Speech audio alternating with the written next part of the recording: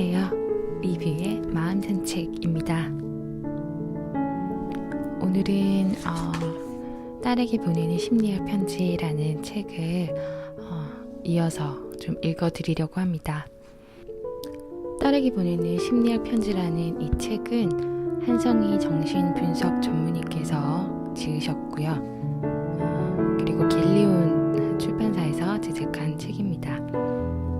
그런데 이 책이 더 이상 출간되지 않고 있다는 소식을 접했어요. 그래서 네이버에 이 책을 한번 쳐봤더니 구입을 할 수가 없더라고요. 그래서 제가 갤리온이라는 그 출판사에 메일을 써서 이 책을 좀 읽어도 되겠냐라고 메일을 보냈었는데 답장을 받지는 못했고요.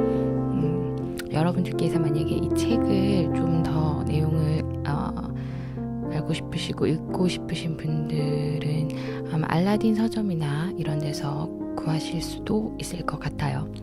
그렇지만은 이 책을 구하지 못하는 경우에 제가 조금씩 읽어드리도록 하겠습니다.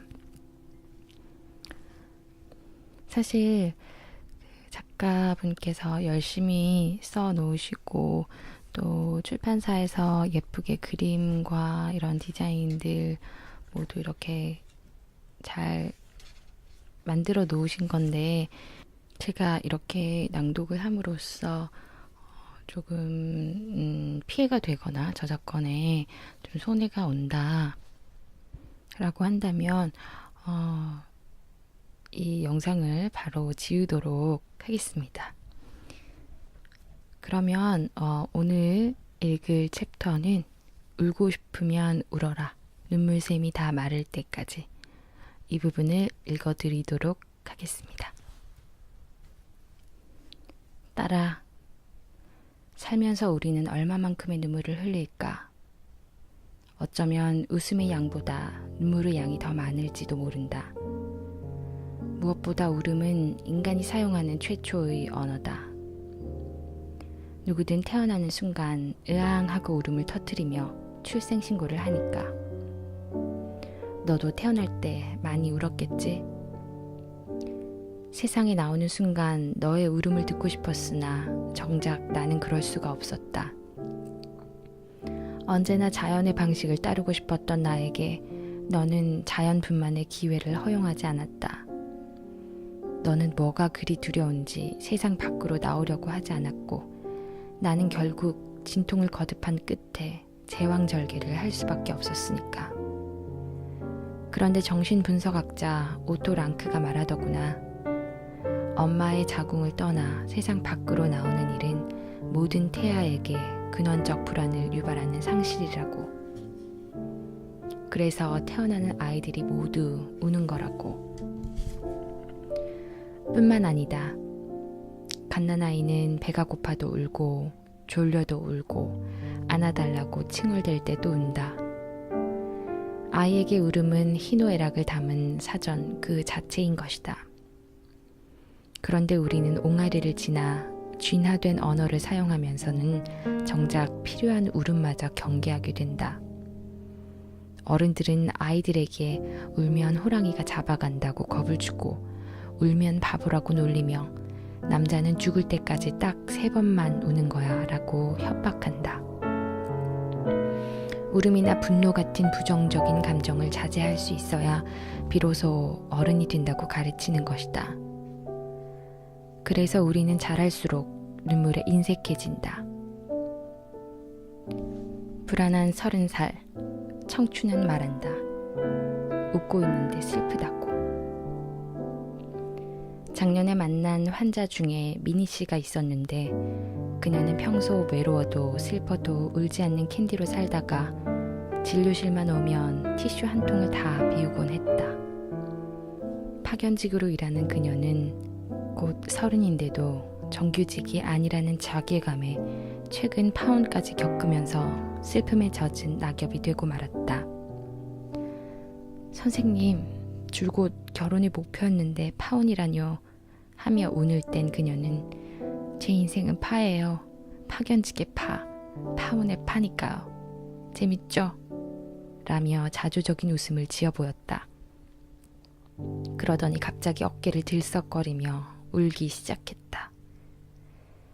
미니 씨는 우울증 증상을 보였는데 그 원인은 완벽주의에 있었다. 죽기 전에 반드시 가봐야 할 여행지를 수첩에 적고 다니는 것은 물론 결혼은 30 전에 꼭 해야 하고 아이는 35까지 2명을 낳을 것이라는 등 나이에 따라 수행해야 할 인생 과업을 딱 정해놓고 있었다. 그녀는 라이프 사이클에 맞는 삶을 살아야 한다는 강박증에 시달리고 있었다. 그것이 완성되지 않는 삶은 그녀에겐 엄청난 수치였던 것이다. 미국의 정신분석가 카렌 호나이는 이런 강박증을 두고 should be complex라고 했다. 해야 한다의 다른 말은 하지 않으면 안 된다이다. should be complex를 가진 사람들은 장난감 병정처럼 앞으로 나아가야만 비로소 발 뻗고 잘 수 있다. 그런 미니 씨가 지금 불안에 떨고 있다. 회사에서 언제든 잘릴 수 있는 불안한 위치에서 결혼마저 갑자기 없던 일이 되어버리면서 삶을 지탱할 힘을 잃어버렸기 때문이다.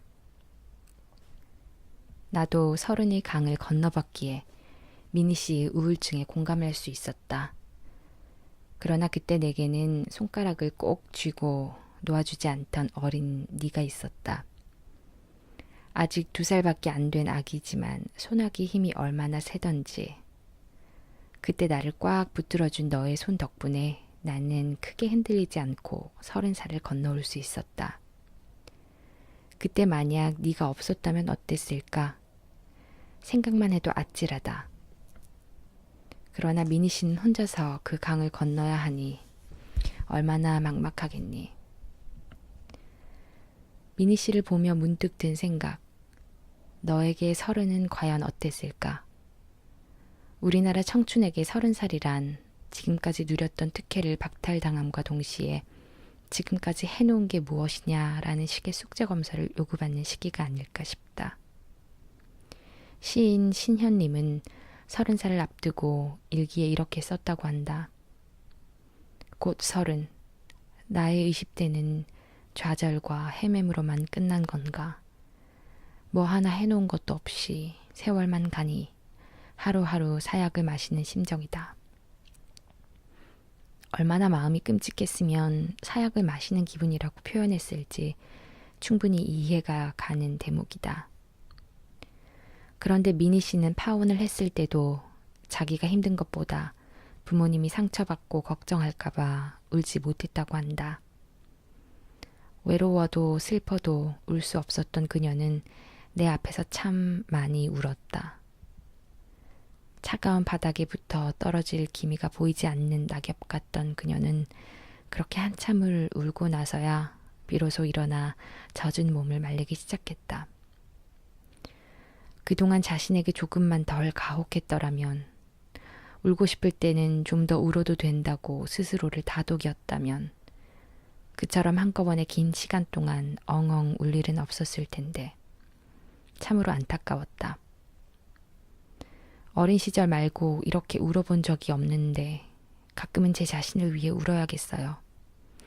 나는 그녀의 말을 들으며 가만히 고개를 끄덕였다. 그녀가 진료실 나간 뒤 쏟아지는 눈물과 콧물을 닦느라 그녀가 쓴 티슈들을 보면서 가슴이 먹먹해졌다.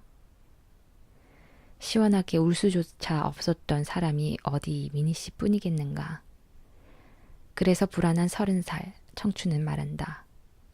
웃고 있는데도 슬프다고.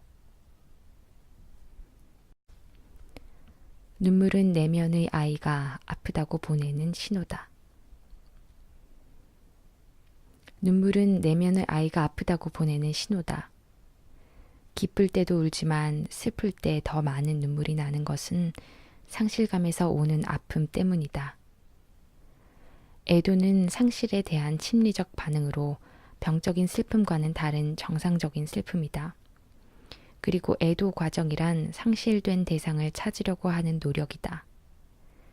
상실한 대상을 계속 마음속에 간직함으로써 그 대상과의 관계를 유지하려는 회복의 과정이기도 하다. 여기서 잃어버린 대상은 사랑하는 사람일 수도 있지만 때로는 미니 씨처럼 자기가 소중하게 생각한 가치나 자아 이상이 되기도 한다. 애도 과정에 있을 때는 정신적 에너지가 온통 상실한 대상에 집중되어 움츠러들고 현실과 약간은 떨어져 있는 자신을 발견하게 된다. 갑작스레 사랑하는 이의 죽음을 맞은 사람들이 보이는 망연자실한 모습이 바로 그것이다. 이처럼 애도가 아무 생각도 하지 못하게 만들 만큼 힘들게 느껴지는 것은 애도의 대상에 부여한 리비도를 거둬들여야 하는 고통이 따르기 때문이다. 리비도란 인간이 태어날 때부터 갖추고 있는 본능적 에너지이자 생명의 에너지이다.